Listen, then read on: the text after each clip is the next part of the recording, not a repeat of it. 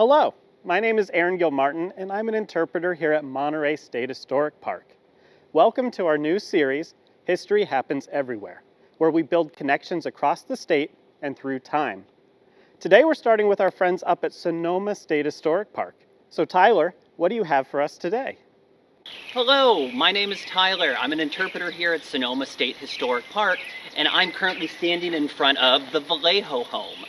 Today I'm briefly going to show you a cool connection between my park here in Sonoma and Monterey State Historic Park out on the Central Coast.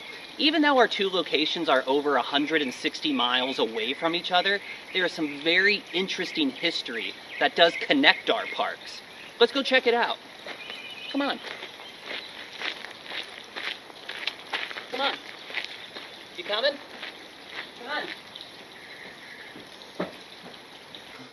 Welcome into the Vallejo's living room. To my right, you can see the artifact that we're going to be talking about today. It is a lithograph done by Captain Francis Sweeney, and it depicts San Francisco in 1846-1847, which is an extremely transformative period for San Francisco and California, as this is about the time of the Mexican-American War.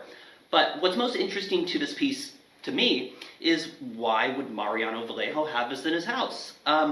It's hard for us to know without a doubt, because in his diary he never wrote down, I am buying this piece of art because of X or Y. So we kind of have to make guesses about why would he have it. My personal favorite opinion is that he likely had this because before coming to Sonoma, before starting this town, before closing Mission San Francisco Solano, under the orders that he had, he was stationed in San Francisco, then Yerba Buena. So maybe it's a little bit nostalgic to him. Maybe he would have guests over in his house and he would point, oh, well, that's where I worked. That's where I would grab some food. Maybe he would have some other information he'd want to give out that we don't know. But it's probably a really interesting conversation piece to show off, hey, this is where I lived and this is where I worked. Isn't it amazing, or isn't it crazy how much the city has changed in the few years since I left? And if I'm correct, Aaron, I believe you have something similar over in the Larkin house. Is that right? That's right, we have the same print of San Francisco, and it is hanging here in the home of Thomas Larkin. Larkin was a friend and business partner of Mariano Vallejo. But our print is very special. It is signed and inscribed by Mariano Vallejo. And through this inscription, we can learn a few things. The inscription reads, "Compliments of General Vallejo to my young friend Alfred O. Larkin, November 16th, 1884. So we know that this wasn't a gift from Mariano to Thomas, but a gift to Alfred, Thomas's youngest son. And the year 1884 is of note because that is the year that these prints were made. It is also over 20 years after Thomas's death.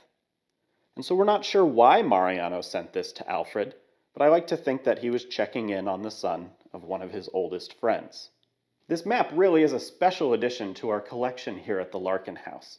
And though they were mass-produced in the 1880s, ours having that inscription really makes it one of a kind.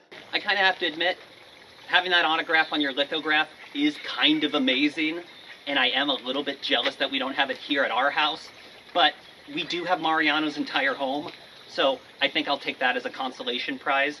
But I think more than anything, what it shows people is that history really is everywhere. It's all connected up and down the state, no matter how close two locations are or how far two locations are. There's all kinds of connections out here. And if anyone is interested to learn more about Mariano Vallejo in the Sonoma area or Thomas Larkin and the Monterey area, check out both of our state parks. Sonoma State Historic Park and Monterey State Historic Park are giving history tours all summer. And I promise you, there's plenty more to learn.